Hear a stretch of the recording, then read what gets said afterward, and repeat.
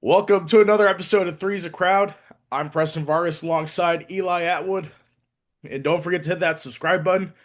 Our goal is to get 50 subscribers by Thanksgiving. And now we'll start with the Thursday night game. Drake Maye leading the Patriots past the Jets. What does that mean for New England? Yeah, definitely, another win for New England. It's not necessarily a statement win or anything. It's a win that they should get and a win that they got. I think that's all there is to it. Yeah, I think that was a good win for the Patriots. Drake Maye had another solid performance. Fans leading an MVP chants. But I recently saw something where Drake Maye is the leader of the MVP race. Do you agree? Yeah, I definitely think he deserves to be near the top. There's some other notable candidates up there as well so far this season with Jonathan Taylor and some of the other quarterbacks as well. But Drake May is definitely making a case for himself in his second year. I think so too. He's having another incredible season. Last night, 281 yards, touchdown pass in the big win over the Jets. Let me take a look at their schedule. They have a bunch of easier games like the Bengals and the Giants before playing Buffalo again. And they got through their tougher part of the schedule pretty fine at 9-2. Are the Patriots Super Bowl contenders? Yeah, I mean, I'm not quite sure we're at Super Bowl contender level. They haven't had too many great wins. A lot of the teams that they're playing are not the best teams. They're not really playing a lot of playoff teams, so we'll have to see what happens once it gets to the playoffs. I mean, for sure, you had wins over the Falcons, but I think the signature win was going to Tampa last week, beating the Buccaneers on the road. A team Yeah, it's that, probably the best one they've gotten. yeah, a lot of people say the Bucks are one of the teams in the mix as a Super Bowl contender. But I think the big game for them is going to be December 14th against Buffalo at home in Week 15. I think that'll decide who wins the division and which one of those teams will make a run to the AFC Championship. Yeah, I think for sure. And then on the Jets side, they got a couple wins. They got the wins against both Ohio teams. Basically own Ohio at this point, but it's not looking good for them this season to make the playoffs. No, I Justin don't Fields think that's happening. he had a fumble late in the game. Yeah, that was What pretty do the Jets bad. what do the Jets do from here at quarterback? I mean, I think you just got to finish up the season at least with Fields and then look towards the draft and see who's available. And where they would be picking, I think, would be top five. Which Yeah, quarterback I do you think mean, would I could see be them even reaching in the top three. We'll see. which quarterback do you think would be the best fit for the Jets coming out of college right now? I mean, it's kind of hard to say because the Jets have sort of been running this weird offense that hasn't been working. So it's like, do they stick with that? Do they get a new offensive coordinator? Um, that's the question I have. Do you look for maybe a dual threat guy or do you go towards a more traditional player? But that's the thing. I mean, didn't the Jets change their offensive coordinator last year when they got Aaron Glenn? I think so. So you'd be dumping an offensive coordinator after the first season. Obviously, the Bears have done that many, many times, but Yeah. I think I don't know who would be good for in the draft this year. I mean, Fernando Mendoza making a Yeah, case this is sort starting. of like a weird quarterback draft year, I'd say. There's no clear number one, but there's a lot of guys who could still go in the first round. Most of the top guys that we've seen this season, like Arch Manning was supposed to be one, Cade Yeah, Klubnik, Lenore Sellers, yeah. they're all trending Yeah, I down. mean Sellers has at least done all right, but yeah. He's done okay, but the team hasn't done all right. Yeah. Then we'll move on to our Bears game preview. This Sunday, we take on the Minnesota Vikings in our first divisional game since week 2 of the season. What do you expect from this one on Sunday? I think this is an important game for the Bears. We've been beaten up on some lesser opponents recently. I think this would be a nice win versus a team that's not doing too bad. And the Minnesota Vikings sitting there at 4-5, lost at home to Baltimore last week. I mean, the Bears, they've had some impressive wins coming back in the after trailing in the final 2 minutes of games. I think we have a good chance to beat the Vikings on the road. Yeah, I mean, we should have beat the Vikings the first time. See if we can get it Yes. here. Should have beat them in the first game of the season, but I'm seeing the difference. It's clear there's a difference between this year's team and last year's team. This year we know we can go in into any game and have a chance to win. Yeah, and trust me, I'm not afraid of the nine or whatever it is. The what? Oh, you haven't seen that? The JJ McCarthy thing? No, I haven't seen that yet.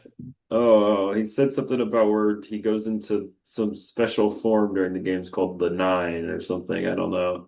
It's like a big joke. Well, he has it. He's got to prove more himself before he Yeah. can get jokes. His team's 4-5. I mean, they beat the Detroit Lions on the road for a good win, but then you go turn around, lose to the Baltimore Ravens, where you had 9 false start penalties. Yeah, exactly. I mean, Minnesota's just a team that's kind of all over the place. They're inconsistent. That's their main issue. Yeah. And last year, you went 14-3, and then you move off of Sam Darnold to start the rookie, which it takes time. I mean, he's a set. Jason McCarthy is essentially a rookie this year. Yeah, exactly. I mean, and even then he's barely been playing this year, so it's I like a mean, like you said, rookie this is just in the his first few games. he left the game against the Falcons, then proceeded to miss 5 in a row. But I think it's still a learning process. I think once JJ gets it down, I think he'll be all right. But I think this year the Vikings will miss the playoffs. That's for sure. Yeah, I agree. But the Bears sitting at 6-3, according to CBS Sports, you have a 54% chance to make the playoffs. I think sitting here on November 14th, I think we make the playoffs. Yeah, I mean, definitely feel good about it right here. We'll see how we do against some better opponents. That's what scares me a little bit. Definitely a tough schedule to end off the year. But these are winnable games. I mean, Vikings game, I we mean, can go every on the game's a road. winnable game in the NFL, but yeah, We've beaten the Vikings before when we were underdogs. We lost at home against them the first time around. I think back a couple of years ago, I think 2023 on a Monday night, we go into Minnesota, beat them like 10-9 in a very ugly game. And then yeah. the Steelers game the next week is a winnable game to get our final revenge against Aaron Rodgers. And even the Eagles, I think, is a winnable game on the road on that Black Friday. Yeah, it's gonna be a tough one though on the road. I think that's our Let's toughest see. game of that stretch. I do think that's one we lose, to be honest, before playing the Packers. Yeah. And then we'll move on to our game of the week. Speaking of the Eagles, they host the Detroit Lions at home in a game that could decide who gets the 1 seed in the NFC. Now, what do you expect from these two teams? They square off on Sunday night. Yeah, it's definitely gonna be a face-off. Two of the best teams in recent years. Hopefully for us, the Lions lose, Eagles get the win, and Bears move up to number one in the division. It's no secret that we're both rooting for the Philadelphia Eagles because of what you said with the division race. But I think the key is going to be Saquon Barkley on the ground and can he get started again?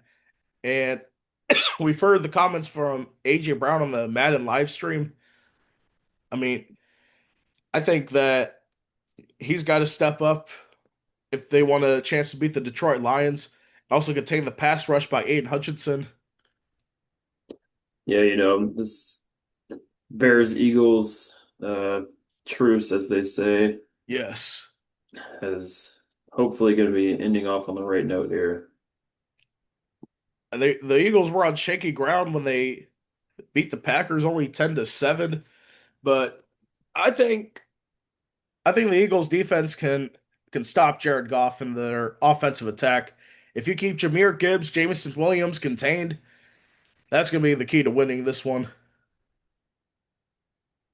I agree. And then we'll move on to college football, where we got news yesterday that the college football playoff chair, I think it's the Baylor athletic director, he stepped down after allegations that he put his hands on a player that made a mistake. So he steps down. In comes, I believe it's the Utah athletic director. I should have wrote their names down. I apologize for that. But he steps in, and this brings up a question. What should the college football playoff committee be in the future? We know what it is now. They go into a room and basically decide the rankings. Yeah, I mean, I think there needs to be some sort of better laid out decision making for the rankings, some sort of I don't know, similar to like a basketball, like the quad one wins and all Yeah. that, something like that. When the college football playoff committee was first formed for the 2014 season, I think the criticism of the old BCS system is you had computers deciding which team goes into the basically the BCS championship for the top two, and did it based on statistics and not the eye test. And that was a criticism of the system back then. But I think that system worked in the end. You got the two best teams in. I think with this, you can get the 12 best teams, including the five champions. I think you can go back to a computer system and it would work well. Yeah, I agree. And then I think there needs to be a commissioner of college football instead of just having athletic directors in charge of selecting teams. Yeah, 'Cause I agree. there's It's a going to be little all over bias, the place. especially in if you want your conference to succeed, getting a few extra teams in that maybe shouldn't be. But we'll see where that goes down the road. And now our For sure. game of the week for college football brings us in between the hedges at Sanford Stadium in Athens, Georgia, as Arch Manning and the Longhorns take on Gunnar Stockton and the Georgia Bulldogs. This is a top 10 matchup that Texas needs to win to keep their college football playoff hopes alive. They would be on the outside of the playoffs looking in if the season were to end today. What do you expect from this one tomorrow night? Yeah, I think it could be a good game, but at the same time, I just think Georgia's the better team here, especially being at home. Maybe if Texas had the home field, they'd be able to sneak one out, but unfortunately, I mean, I think Georgia's just in the better spot here. And last year, when these two teams play each other in Austin, I think home field advantage definitely decided it. Obviously, last year's matchup in the regular season, not talking about the SEC championship game, you have the Bottlegate incident where there's a bad call by the refs, and then fans threw stuff on the field. Yeah. And then in the middle of that, they review it while getting all the bottles off and overturn the call, which might have won Texas the game in controversial fashion. So we'll see what happens here. I mean, Georgia coming into this game ranked number five. And Texas says they won against Vanderbilt 34-31. Score doesn't do it justice. Texas basically let Vanderbilt come back in the game late, but I think Texas is gonna have to. They got Georgia and then A&M at home, and those are going to be the two games that decide whether they make the SEC championship or not. Yeah, for sure. I think this could be a decision for both teams in that sense.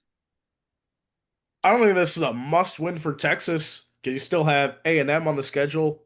But for Georgia, I think this is a must win for them if they want to make the SEC championship game and win a conference title. Yeah, for sure. And then we'll go to our game picks. I think we're in week 11 or 12. Let me Something double like check that. that. But we are getting late into the season. So we'll pull up our game picks and we'll start with that Texas game. Who do you think's going to win that? Yeah, like I said before, I'm going Georgia all the way on that one. I agree with you. It's not a, like I said, not a must-win game for Texas. I think Georgia gets it. And now we go to the rest of the field where college game day will be at this weekend. Notre Dame and Pittsburgh. Who you got here? Yeah, Pittsburgh does have the home field advantage, right? But still gonna rock with Notre Dame. I just think they're the better team. Notre Dame is a better team, and I think they're in a must-win situation if they want to make the college football playoffs because For they don't have sure. a conference championship. You lose your first two games, and then you win seven straight. I think it continues now. Notre Dame wins on the road. And then we go to the Big 12, Arizona taking on Cincinnati. Number 25 Bearcats. Who you got here? Cincinnati's been a team that's been surprising this year, and they're at home. Why not take them here? 90% of the field is taking the Cincinnati Bearcats. They're a strong favorite at home. I'm gonna stick with them. And then in the SEC, Oklahoma taking on Alabama. Who you got here? Oklahoma, this is a must win for them, especially 7-2. But Alabama does have the home field advantage, and Alabama's just the better team. I think Oklahoma's maybe a little overrated. We'll take Alabama. And Oklahoma's always been right there. You have, despite Alabama losing the opening game against Florida State, we see where they've Alabama's gone and where Florida State has gone. I think Oklahoma's another one of those bubble teams that desperately need to win. I think they will get that win at home. I'm sorry, Oklahoma gets that win on the road. My bad. And then in the ACC, Virginia versus Duke in in Durham. Who's going to win that one? Yeah, Virginia did pick up another loss, but I still think I'm going to take them over Duke. The upset loss at home against Wake Forest, which may cost them. But I think they're going on the road against Duke. I think Duke is a kind of they can upset some teams, but Virginia's not going to lose two games in a row in the conference. I'm still picking them. The Big Ten now, Iowa versus USC. Who you got there? These are two very different brands of football, but I think USC is just going to overpower Iowa in this one. No question about that. USC is going to blow them out. And then in the American Athletic Conference, Memphis needing more momentum to win the conference. They travel to East Carolina to take on the Pirates. Who you got there? Memphis has been looking pretty good, but at the same time, East Carolina is at home. Great atmosphere. I think they're going to take this one home. I know when UCF played in the American Conference days, I think in our last year we went up to Greenville, North Carolina, and lost that one against East Carolina, which they're known to spoil some seasons. But with Memphis coming in, they're desperate to catch South Florida for that Group of Five playoff spot. So I'm gonna pick Memphis on the road. And then a little Conference USA action on Saturday night. Kennesaw State taking on Jacksonville State, possibly for the Conference USA, who hosts the title game in that conference. Yeah, pretty crazy how Kennesaw State has made a good run here in just one of their first few seasons. Same with Jack State. I mean, both these teams have just now joined and now they're the leaders of their conference. Kennesaw State, maybe the better team just slightly, but I do think Jacksonville State's got something at home. I'm gonna go ahead and take Jacksonville State here. Both solid teams after getting bumped up from the FCS in recent years. In fact, I don't think Kennesaw State's postseason eligible for bowl games. I think they can still play in conference title games. Correct me if I'm wrong there, Yeah, I'm not sure, honestly. but I know definitely they're ineligible for bowl games. They will be eligible next year. Jacksonville State, I think, is eligible this year for the Yeah, I first time. think so. But I think I'm going to go Jacksonville State at home. And then we have TCU taking on BYU Hmm. in the Big 12. Who you got here? You know, this type of game where maybe if TCU was at home, I'd give it to them. BYU coming off a bad loss, but I still think BYU is taking this one. Like you said, BYU had a bad loss on the road against Texas Tech. I hope they don't let that game beat them twice. So I'm going to pick them over TCU. And then Mountain West after dark, Boise State taking on San Diego State for the Mountain West title, or who hosts the Mountain West title game. Who you got here late night? Yeah, I'm taking San Diego State. Boise State has not been the same team as last year. Still a good team, but not a great team. I agree with you here. San Diego State at home. And that's going to do it for our episode today. Don't forget to hit that subscribe button where our goal is to hit 50 subscribers by Thanksgiving. And also, if you like our college football picks, we have the Capital One Bowl Mania and the college football playoff bracket coming up in those bracket challenges. Those will be You'll be able to pick those teams in a couple weeks for some December football. We'll put those links in the description and in every video up until then so you guys can join. Thank you guys for watching, and we'll see you again on Monday.